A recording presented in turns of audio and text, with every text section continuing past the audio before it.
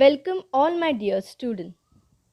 Now we are going to begin with history lecture.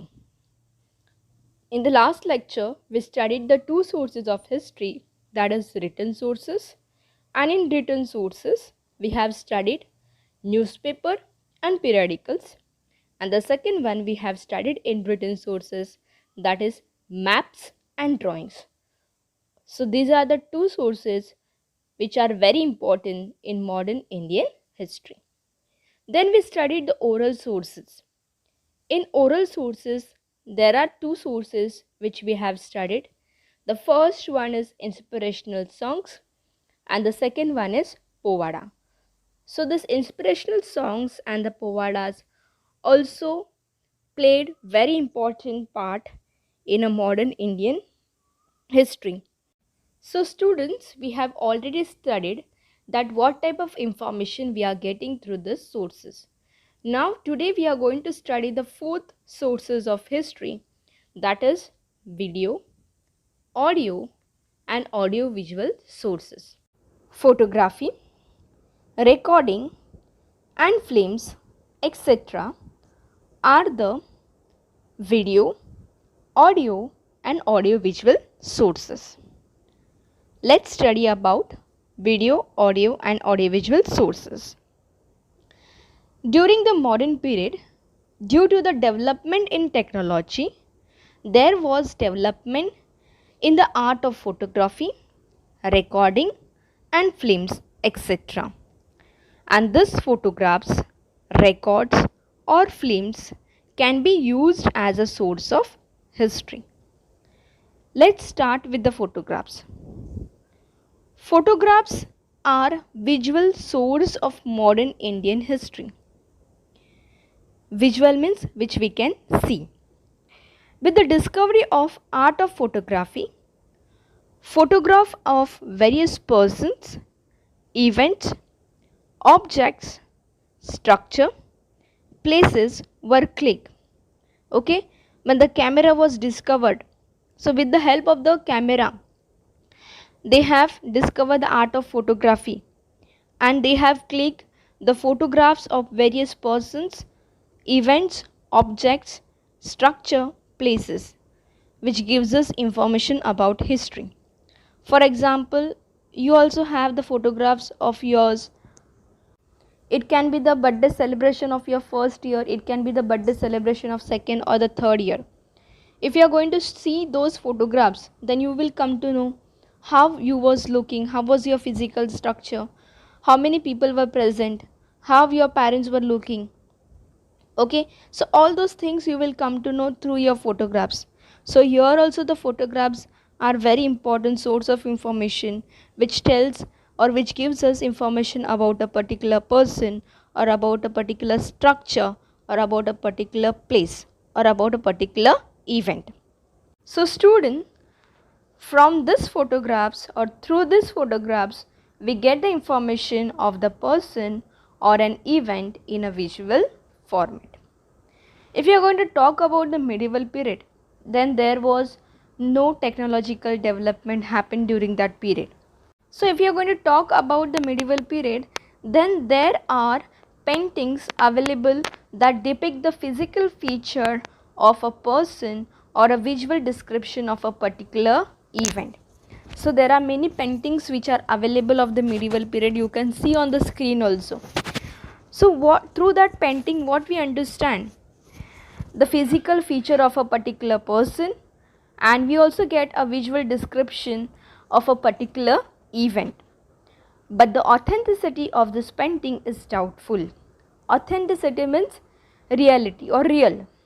We don't know whether that particular painting is real or fake, because many times painters, they do the imagination and they draw the painting. Okay, so here the authenticity we have to check whether it is that painting is 100% real or fake. So students, whereas if you are going to compare with the photographs, then photographs are 100% real only. Okay, because we click that photo, whereas painting, we draw the painting. So sometimes the painter, they use their own imagination and they draw the painting. So student, that is why it is said over here, the authenticity of this painting is doubtful. So compared to the painting, photographs are considered to be more reliable. Reliable means trusted. Okay. So if you are going to compare with photographs with the paintings, then the photographs are more trusted. The photographs of a person gives us information about a physical feature, dressing style, etc. So if you are going to see the photograph of Mahatma Gandhi, then we come to know about the physical feature of Mahatma Gandhi. What type of clothes he used to wear. Other leaders are also there. So through that we come to know the physical feature and the dressing style of that particular person. So student, if we are going to see a photograph of an event, then it gives us visual image of that particular event.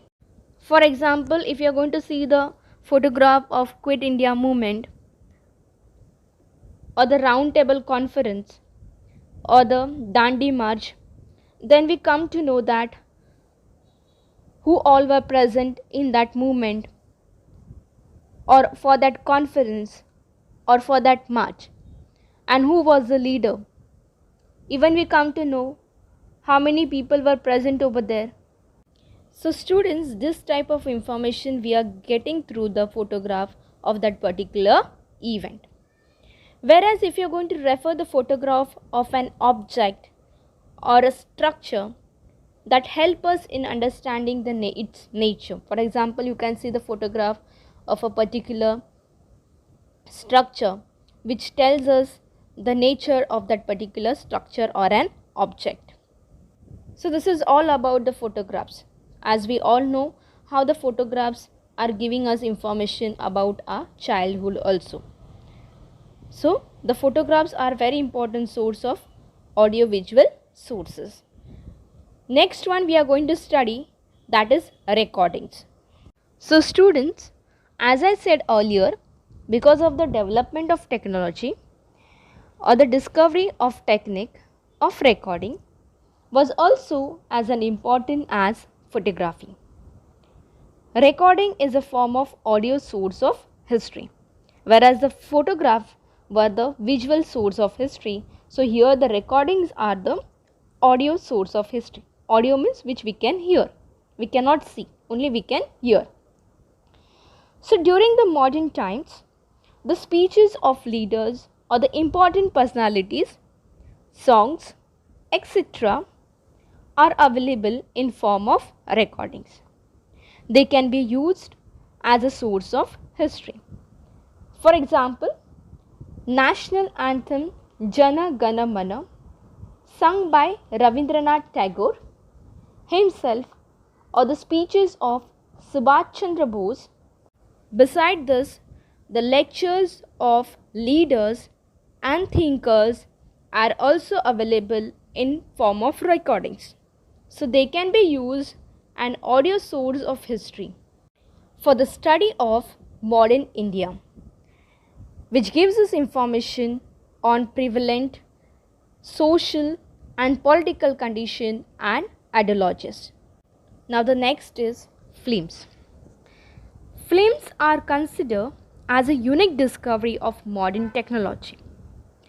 In the 20th century, there was a great development in the technique of film making.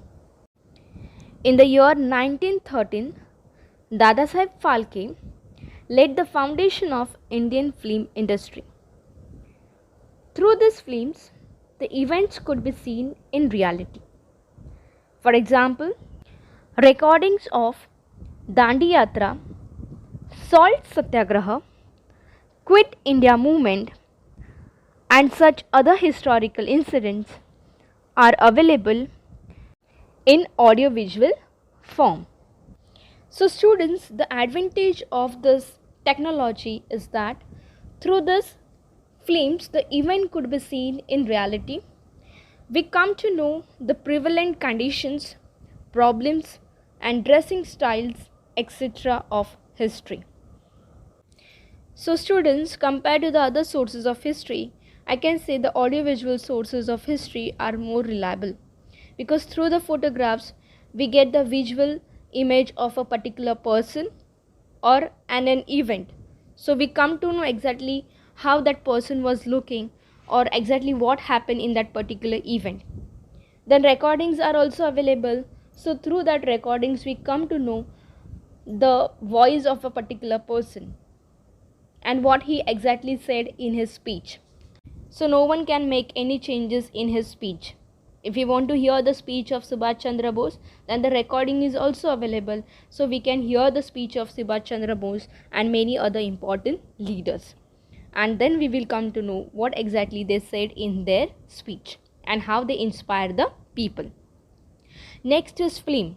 So through the film, we come to know the social condition and the dressing style and the problem of that period.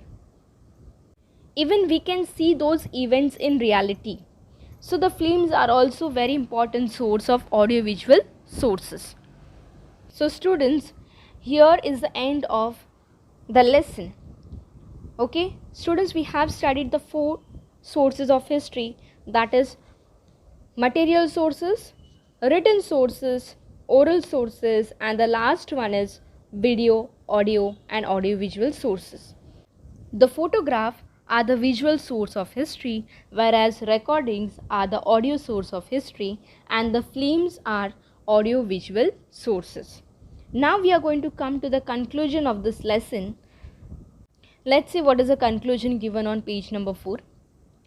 Compared to the ancient and medieval period, the sources of study of modern Indian history are found in abundance and variety. So if you are going to compare the sources of ancient times and the medieval times, then the sources of modern Indian history are available in plenty and also in variety. The archaeological sources of this period are to a great extent found in a better state. Even the archaeological sources of this modern period, they are also in a better state, in a good condition we can say. There are many written sources preserved in archives. As I said, archives is a place where we keep the very important records and accounts. So there are many written sources preserved in archives, but while referring the written sources, the ideology and opinion of the author regarding the particular event need to be examined. So when we are going to refer the written sources of history, that time we have to examine carefully the ideology, the idea and the opinion of a particular author regarding a particular event. It can be different also because everyone have their own ideology, everyone have their own ideas. So we need to examine the author's ideology and opinion about that particular event. There is a great need of preserving these historical sources through which the rich tradition of history can be handed over to the next generation, and this is very important. So there is a great need that we have to preserve all the historical sources. Monuments are there, buildings are there, forts are there, so we have to preserve those material sources or the historical sources properly, and we can hand it over those sources to our next generation. We have seen that many times when we are visiting the forts or historical place, that time many people, they make it dirty.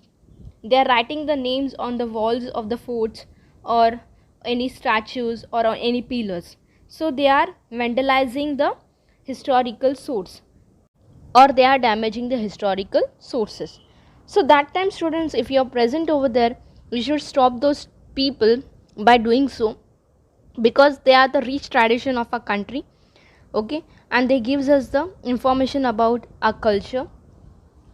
So students, it is very important, we have to be very careful while visiting the historical places or the forts.